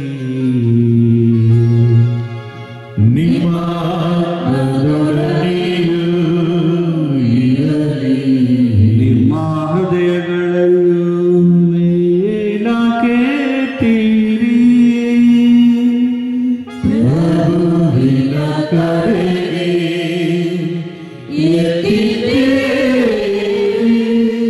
ನಮ್ಮ ಪ್ರಭು ದೇವರಿಗೆ ಕೃತಜ್ಞತೆಯನ್ನು ಸಲ್ಲಿಸೋಣ.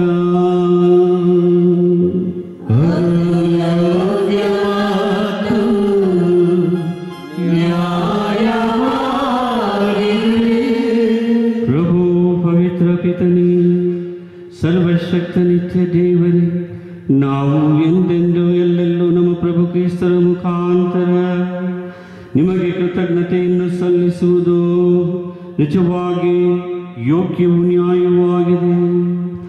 ನಮ್ಮ ಕರ್ತವ್ಯವೂ ರಕ್ಷಣೆಯೂ ಆಗಿದೆ. ಅವರ ಮರಣವನ್ನು ನಾವು ಪ್ರೀತಿಯಿಂದ ಆಚರಿಸುತ್ತೇವೆ. ಅವರ ಪುನರುತ್ಥಾನವನ್ನು ಸಜೀವ ವಿಶ್ವಾಸದಿಂದ ನಿವೇದಿಸುತ್ತೇವೆ ಮತ್ತು ಅವರ ಮಹಿಮಾವರಿತ ಪುನರಾಗಮನವನ್ನು ಅಚಲ ಭರವಸೆಯಿಂದ ನಿರೀಕ್ಷಿಸುತ್ತೇವೆ.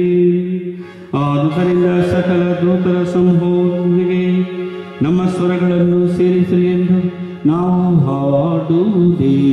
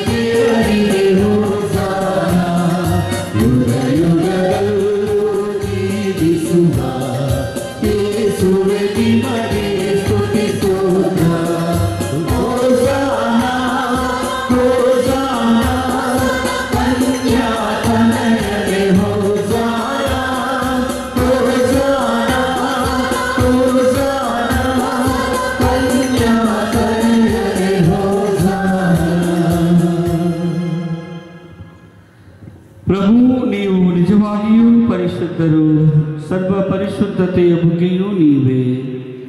ಈ ಕೊಡುಗೆಗಳ ಮೇಲೆ ನಿಮ್ಮ ಪವಿತ್ರಾತ್ಮರನ್ನು ಇಬ್ಬನಿಯಂತೆ ಸುರಿಸಿ ಪಾವನಗೊಳಿಸಿರಿ ಎಂದು ಪ್ರಾರ್ಥಿಸುತ್ತೇವೆ. ನಮಗಿವು ನಮ್ಮ ಪ್ರಭು ಯೇಸು ಕ್ರಿಸ್ತರ ಶರೀರ ಮತ್ತು ರಕ್ತವಾಗುವಂತೆ ಮಾಡಿರಿ. ಅವರನ್ನು ಪರಾಧೀನ ಮಾಡಲಾದ ಸಮಯದಲ್ಲಿ ಸ್ವಇಚ್ಛೆಯಿಂದ ತಮ್ಮ ಯಾತನೆಗೊಳಗಾದಾಗ ಅವರು ರೊಟ್ಟಿಯನ್ನು ತೆಗೆದುಕೊಂಡು ಕೃತಜ್ಞತೆಯನ್ನು ಸಲ್ಲಿಸಿ ಅದನ್ನು ಮುರಿದು ತಮ್ಮ ಶಿಷ್ಯರೆಲ್ಲರಿಗೂ ಕೊಡುತ್ತಾ ಹೀಗೆಂದರು, ತೆಗೆದುಕೊಳ್ಳಿ, ಇದರಿಂದ ನೀವೆಲ್ಲರೂ ಭುಜಿಸಿರಿ, ಏಕೆಂದರೆ ಇದು ನಿಮಗಾಗಿ ಒಪ್ಪಿಸಲಾಗುವ ನನ್ನ ಶರೀರ.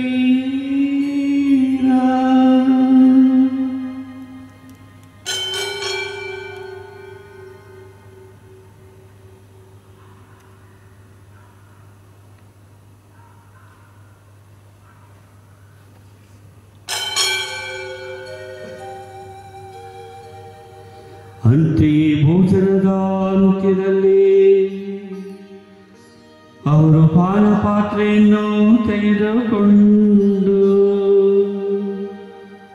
ಮತ್ತೊಮ್ಮೆ ನಿಮಗೆ ಕೃತಜ್ಞತೆಯನ್ನು ಸಲ್ಲಿಸಿ ತಮ್ಮ ಶಿಷ್ಯರೆಲ್ಲರಿಗೂ ಕೊಡುತ್ತಾ ಹೀಗೆಂದರು, ತೆಗೆದುಕೊಳ್ಳಿ ಮತ್ತು ಇದರಿಂದ ನೀವೆಲ್ಲರೂ ಪಾನ ಮಾಡಿರಿ, ಏಕೆಂದರೆ ಇದು ಹೊಸ ಮತ್ತು ಅನಂತ ಒಡಂಬಡಿಕೆಯ ನನ್ನ ರಕ್ತದ ಪಾತ್ರೆ. ಈ ರಕ್ತವು ನಿಮ್ಮ ಮತ್ತು ಅನೇಕರ ಪಾಪಗಳ ಪರಿಹಾರಕ್ಕಾಗಿ ಸುರಿಸಲಾಗುವುದು. ಇದನ್ನು ನನ್ನ ಸ್ಮರಣೆಗಾಗಿ ಮಾಡಿ.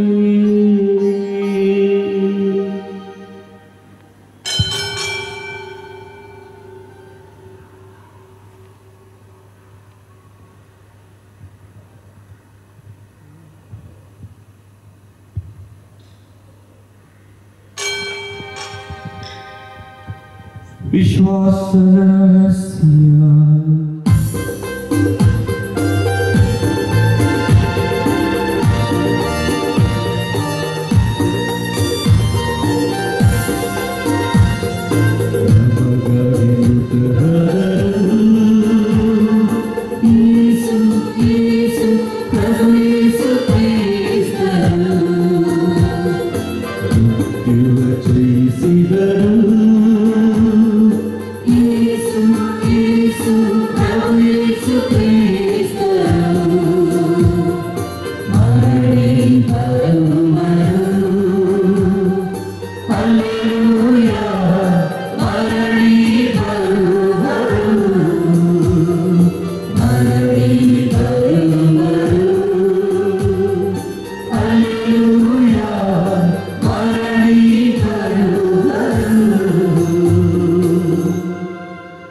ಆದುದರಿಂದ ಪ್ರಭು, ನಿಮ್ಮ ಸಮ್ಮುಖದಲ್ಲಿ ನಿಂತು ಸೇವೆ ಸಲ್ಲಿಸಲು ನಮ್ಮನ್ನು ಯೋಗ್ಯರು ಎಂದು ಪರಿಗಣಿಸಿದ್ದಕ್ಕಾಗಿ ನಿಮಗೆ ಕೃತಜ್ಞತೆಯನ್ನು ಸಲ್ಲಿಸುತ್ತೇವೆ.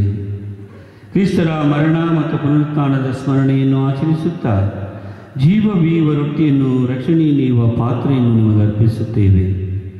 ಕ್ರಿಸ್ತರ ಶರೀರ ಮತ್ತು ರಕ್ತದಲ್ಲಿ ಪಾಲ್ಗೊಳ್ಳುವ ನಮ್ಮನ್ನು ಪವಿತ್ರಾತ್ಮರು ಒಂದುಗೂಡಿಸಬೇಕು ಎಂದು ನಿಮ್ಮನ್ನು ವಿನಯದಿಂದ ಭಿನ್ನಯಿಸುತ್ತೇವೆ. ಪ್ರಭು, ನಿಮ್ಮ ವಿಶ್ವವ್ಯಾಪಿ ಧರ್ಮಸಭೆಯನ್ನು ಸ್ಮರಿಸಿಕೊಳ್ಳಿರಿ. ನಮ್ಮ ವಿಶ್ವಗುರು ಫ್ರಾನ್ಸಿಸ್ ಅವರೊಂದಿಗೂ ನಮ್ಮ ಧರ್ಮಾಧ್ಯಕ್ಷ ಪೀಟರೊಂದಿಗೂ ಸಕಲ ಯಾಜಕರೊಂದಿಗೂ ಅದನ್ನು ಪ್ರೀತಿಯ ಪರಿಪೂರ್ಣತೆಯೆಡೆಗೆ ಮುನ್ನಡೆಸಿರಿ. ಪ್ರಭು, ಪುನರುತ್ಥಾನದ ನಿರೀಕ್ಷೆಯಲ್ಲಿ ವಿಶ್ರಮಿಸುತ್ತಿರುವ ನಮ್ಮ ಸಹೋದರ ಸಹೋದರಿಯರನ್ನು, ನಿಮ್ಮ ದಯೆಯಲ್ಲಿ ಮೃತರಾದ ಎಲ್ಲರನ್ನೂ ಸ್ಮರಿಸಿಕೊಳ್ಳಿರಿ.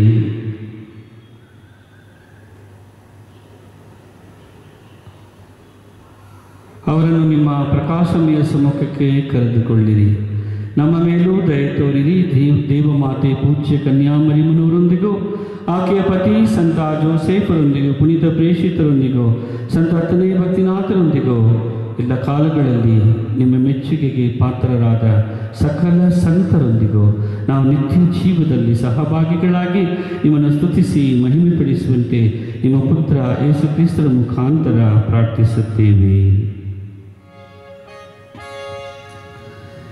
ಇವರ ಮುಖಾಂತರವೂ ಇವರೊಂದಿಗೂ ಇವರಲ್ಲಿಯೂ ಸರ್ವಶಕ್ತ ತಂದೆಯಾದ ದೇವರೇ, ಪವಿತ್ರಾತ್ಮರ ಐಕ್ಯದಲ್ಲಿ ಸರ್ವ ಗೌರವವೂ ಮಹಿಮೆಯೂ ಯುಗ ಯುಗಾಂತರಕ್ಕೂ ನಿಮಗೆ ಸಲ್ಲಲಿ.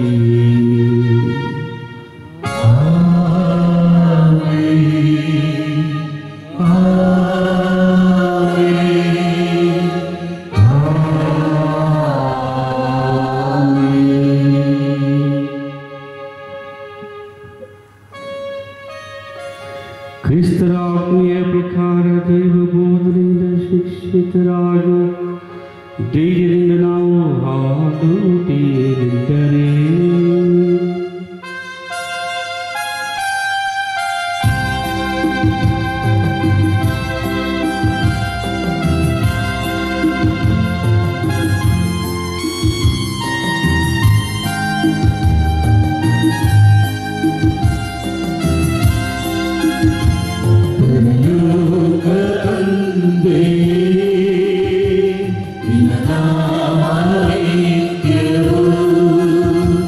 ಪರಿಶುದ್ಧ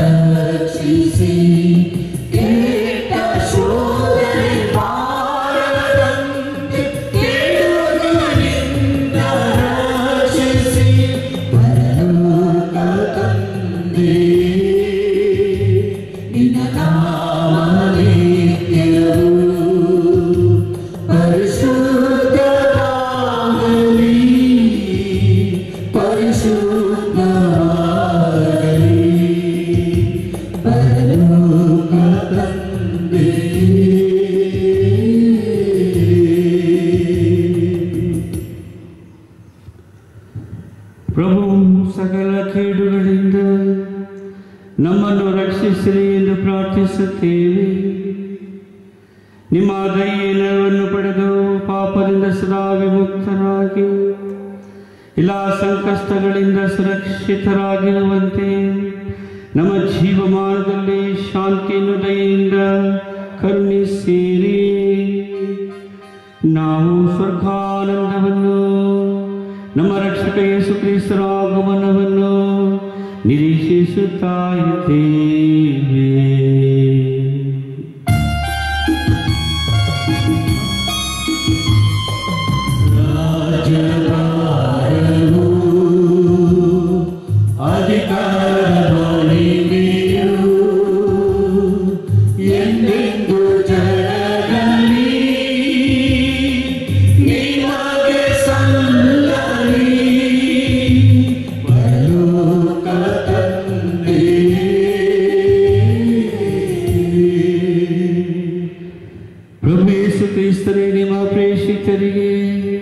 ನಿಮಗೆ ಶಾಂತಿಯನ್ನು ಬಿಟ್ಟು ಹೋಗುತ್ತೇನೆ, ನನ್ನ ಶಾಂತಿನೇ ನಿಮಗೆ ಕೊಡುತ್ತೇನೆ ಎಂದು ಹೇಳಿದ್ದೀರಿ. ನಮ್ಮ ಪಾಪಗಳನ್ನು ಲಕ್ಷಿಸದೆ ನಿಮ್ಮ ಧರ್ಮಸಭೆಯ ವಿಶ್ವಾಸವನ್ನು ವೀಕ್ಷಿಸಿರಿ. ಅದಕ್ಕೆ ನಿಮ್ಮ ಚಿತ್ತದ ಪ್ರಕಾರ ಶಾಂತಿಯನ್ನು, ಐಕ್ಯತೆಯನ್ನು ದಯೆಯಿಂದ ದಯಪಾಲಿಸಿರಿ. ಯುಗ ಯುಗಾಂತರಕ್ಕೂ ಜೀವಿಸಿ ಆಳು ನಿಮ್ಮನ್ನು ಪ್ರಾರ್ಥಿಸುತ್ತೇವೆ.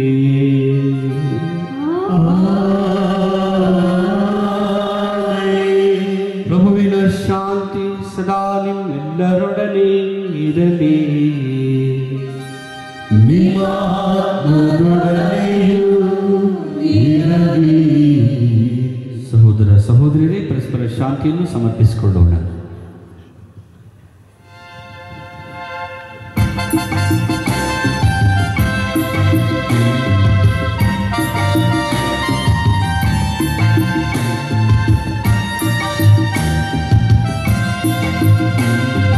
ಜಗದ ಪಾಪ ಕ್ಷಮಿಸ ಬಂದ ಮುಕ್ತಿದಾತ ಯೇಸು ಕ್ರಿಸ್ತರೇ, ತೋರು ನಿಮಗೆ ಕರುಣೆಯ.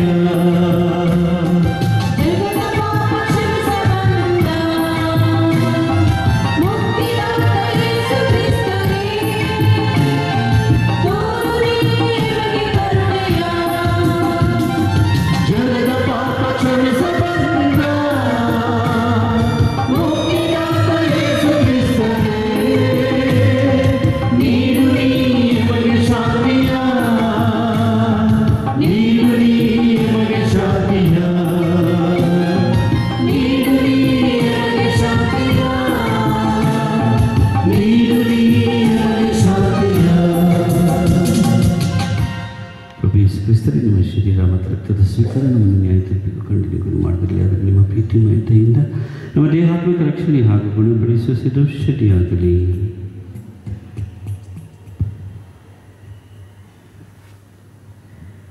ಇಗೋ ದೇವರ ಕುರಿಮರಿ, ಇಗೋ ಇವರೇ ಲೋಕದ ಪಾಪಗಳನ್ನು ಪರಿಹರಿಸುವವರು.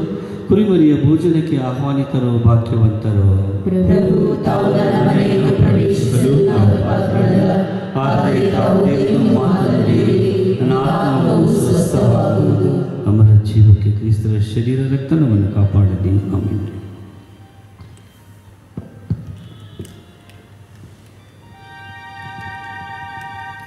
ಬೆಳಕು ಚಿಮ್ಮುವ ಚಿನ್ಮಯಿತ ಬಾಳ ಜ್ಯೋತಿಯ ನೀಡಬ, ಬಾಳ ಬಾಣಿನ ಚಂದ್ರಬ.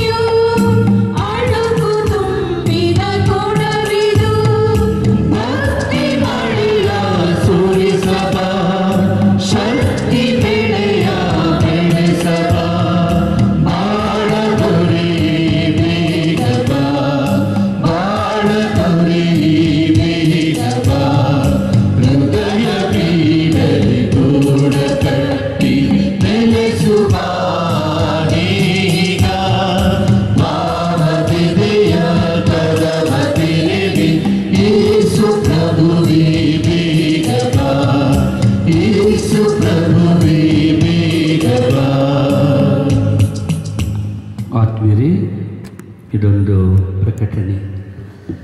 ಪ್ರತಿದಿನ ಬಿತ್ತರವಾಗುವ ಬೆಳಗ್ಗೆ 6:30 ಗಂಟೆಯ ಬಲಿಪೂಜೆ, ಸಂಜೆ 6 ಗಂಟೆಗೆ ಯೂಟ್ಯೂಬ್ ಮತ್ತು ನಮೋ ಮರಿಯ ಸೈಟ್ಗಳಲ್ಲಿ ಮರು ಪ್ರಸಾರಣವಾಗುವುದು. ಅದೇ ಪ್ರಕಾರ ಭಾನುವಾರದ 8 ಗಂಟೆಯ ಬಲಿಪೂಜೆ, ಬೆಳಿಗ್ಗೆ 8 ಗಂಟೆಯ ಬಲಿಪೂಜೆ, ಸಂಜೆ 6 ಗಂಟೆಗೆ ನಮೋ ಮರಿಯ ಹಾಗೂ ಯೂಟ್ಯೂಬ್ನಲ್ಲಿ ಬಿತ್ತರವಾಗುವುದು. ದಯವಿಟ್ಟು ಇದರ ಪ್ರಯೋಜನ ಪಡೆದುಕೊಂಡು ಆಧ್ಯಾತ್ಮಿಕವಾಗಿ ಪ್ರಗತಿಯತ್ತ ಸಾಗಿ ಎಂದು ವಿನಂತಿಸಿಕೊಳ್ಳುತ್ತೇವೆ. ಪ್ರಾರ್ಥಿಸೋಣ.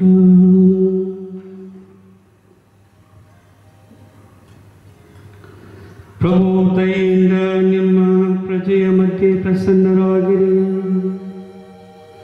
ಸ್ವರ್ಗೀಯ ರಹಸ್ಯಗಳಿಂದ ತುಂಬಿದವರಾದ ನಾವು ಹಳೆ ಜೀವನವನ್ನು ತೊರೆದು ಹೊಸ ಜೀವನದತ್ತ ಸಾಗುವಂತೆ ಮಾಡಿರಿ. ನಮ್ಮ ಪ್ರಭು ಕ್ರಿಸ್ತರ ಮುಖಾಂತರ ನಿಮ್ಮನ್ನು ಪ್ರಾರ್ಥಿಸುತ್ತೇವೆ.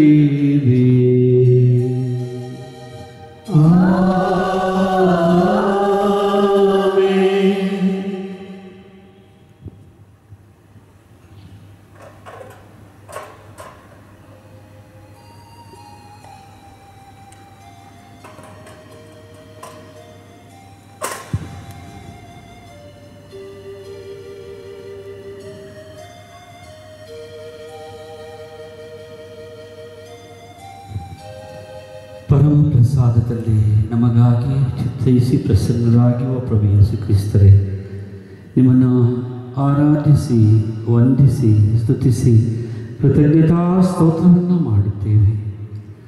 ಇಂದಿನ ಬಲಿಪೂಜೆ ಹಾಗೂ ವಾಚನ ವಿಧಿಗಳ ಮುಖಾಂತರ ನಮ್ಮನ್ನು ಉತ್ತಮವಾಗಿ ನಿಮ್ಮ ಅನುಯಾಯಿಗಳಾಗಿ, ನಿಮ್ಮ ಹಿಂಬಾಲಕರಾಗಿ ಹಾಗೂ ಸಂತುಷ್ಟತೆಯ ಫಲವನ್ನು ನೀಡುವಂತಹ ವ್ಯಕ್ತಿಗಳಾಗಿ ಬಾಳಲು ಆಹ್ವಾನ ನೀಡಿದ್ದೀರಿ. ನಿಮಗೆ ನಾವು ನಮಿಸಿ ವಂದಿಸಿ ಪೂಜಿಸಿ ಆರಾಧಿಸುವೆವು. ಈ ಒಂದು ವಿಶಿಷ್ಟ ಹಾಗೂ ಕಠಿಣವಾದ ಪರಿಸ್ಥಿತಿಯನ್ನು ಎದುರಿಸುತ್ತಿರುವ ಲೋಕ ಕೊರೋನಾ ಸೋಂಕಿತರಾಗಿ ಅನೇಕರು, ಲಕ್ಷಾಂತರ ಜನರು ತಮ್ಮ ಅಸ್ವಸ್ಥತೆಯಡೆಗೆ ಸಾಗುತ್ತಿದ್ದಾರೆ ಹಾಗೂ ಅನೇಕರು ಮರಣವನ್ನು ಅಪ್ಪುತ್ತಿದ್ದಾರೆ. ಹಳೆ ಒಡಂಬಡಿಕೆಯಲ್ಲಿ ಹಾವುಗಳ, ಸರ್ಪಗಳ ಒಂದು ಪ್ಲೇಗ್ ಬಂದು ಜನರನ್ನು ಕಚ್ಚಿದಾಗ, ಮೋಶೆ ನಿಮ್ಮನ್ನು ಬೆನ್ನಯಿಸಿದಾಗ ನೀವು ಕಂಚಿನ ಸರ್ಪವನ್ನು ಶಿಲುಬೆಗೆ ಏರ್ಪಡಿಸಿ ಅದನ್ನು ನೋಡಿದವರೆಲ್ಲರೂ ಉಳಿಯುವರು, ಬದುಕುವರು ಎಂಬ ಭರವಸೆಯನ್ನಿಟ್ಟಿರಿ. ಇಂದೂ ಸಹ ನಾವು ಆ ಇಸ್ರಾಯೇಲ್ ಜನಾಂಗದವರಂತೆ ಕಠಿಣವಾದ ಹೃದಯಗಳಿಂದ ಪಾಪಗಳನ್ನು ಕಟ್ಟಿಕೊಂಡಿದ್ದೇವೆ. ನೀವು ಸೃಷ್ಟಿಸಿದ ಉತ್ತಮವಾದ ಉತ್ಕೃಷ್ಟವಾದ ಮಾನವರಾಗಿ ನಾವು ಇರಲು ಯೋಗ್ಯರೇ ಅಲ್ಲ. ತಪ್ಪಿತಸ್ಥರಾಗಿದ್ದೇವೆ, ಪಾಪಿಗಳಾಗಿದ್ದೇವೆ, ದುರ್ಬಲರಾಗಿದ್ದೇವೆ. ನಿಮ್ಮಿಂದ ಅತಿ ದೂರ ನಡೆದು ಹೋಗಿಬಿಟ್ಟಿದ್ದೇವೆ. ಮೋಶೆ ಭಿನ್ನವಿಸಿದಂತೆ ನಾವು ಸಹ ನಿಮ್ಮನ್ನು ಭಿನ್ನವಿಸ್ತಾ ಇದ್ದೇವೆ. ಇಂದು ನಮಗೊಂದು ಸಂಕೇತವನ್ನು ನೀಡಿ ನಿಮ್ಮ ಪ್ರಸನ್ನತೆ ಹಾಗೂ ಪ್ರಭು ಕ್ರಿಸ್ತರ ದೈವಿಕ ಹಸ್ತದಿಂದ ಈ ಲೋಕವನ್ನು ಗುಣಪಡಿಸಿರಿ. ಸಾಂತ್ವನ ಹಾಗೂ ಸಂತೃಪ್ತತೆ ಹಾಗೂ ಒಳ್ಳೆಯ ಆರೋಗ್ಯಕರ ವಾತಾವರಣಕ್ಕೆ ನಮ್ಮನ್ನು ಕರೆದುಕೊಂಡು ಸಾಗಿರಿ. ಮಾತೆ ಮರಿಯಮ್ಮನವರ ಭಿನ್ನಹಗಳು ಹಾಗೂ ಸಂತ ಜೋಸೇಫರ ಭಿನ್ನಗಳು ನಮಗೆ ನೆರವಾಗಲಿ. ನಮ್ಮ ಅದೇ ಪ್ರಭು ಕ್ರಿಸ್ತರ ಮುಖಾಂತರ ನಿಮ್ಮನ್ನು ಪ್ರಾರ್ಥಿಸುತ್ತೇವೆ.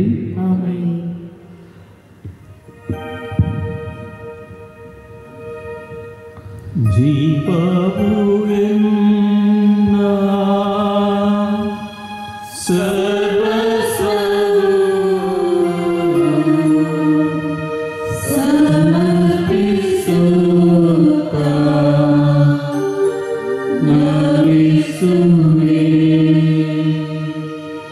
ಜೀವ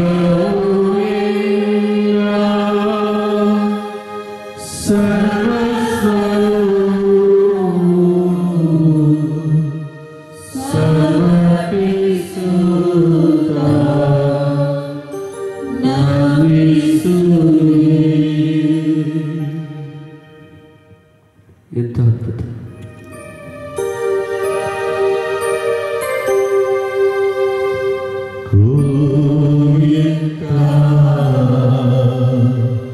ದಿವ್ಯ ಸಂಸ್ಕಾರ ಬಾಗಿ ವಂದಿಸೋಣ, ಹಳೆಯಾನೆ ಹೊಸ ರೀತಿ ಏತು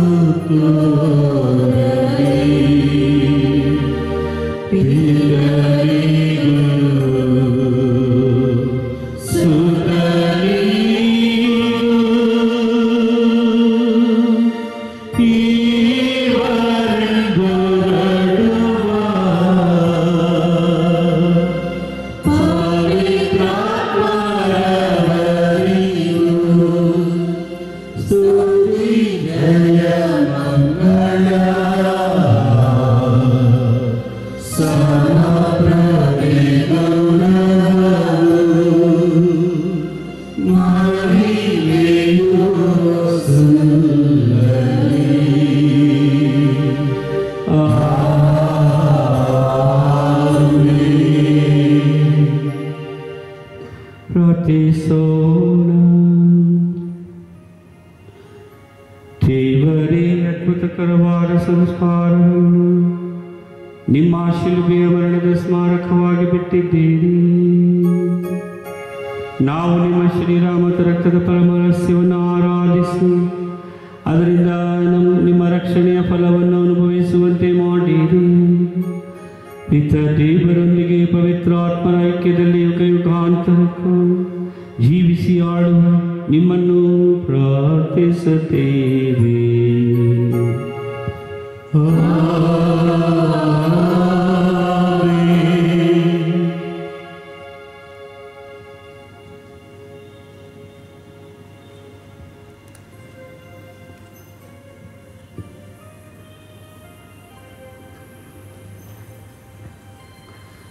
ಪ್ರಭು ನಿಮ್ಮೊಡನೆ ಇರಲಿ, ನಿಮ್ಮ ಆತ್ಮದೊಡನೆಯೂ ಇರಲಿ. ಸರ್ವಶಕ್ತ ದೇವರಾದ ಪಿತಾ, ಸುತ ಮತ್ತು ಪವಿತ್ರ ಆತ್ಮರ ಆಶೀರ್ವಾದ ನಿಮ್ಮೆಲ್ಲರ ಮೇಲಿಳಿದು ಬಂದು ಸದಾ ನಿಮ್ಮಲ್ಲಿ ನೆಲೆಸಲಿ.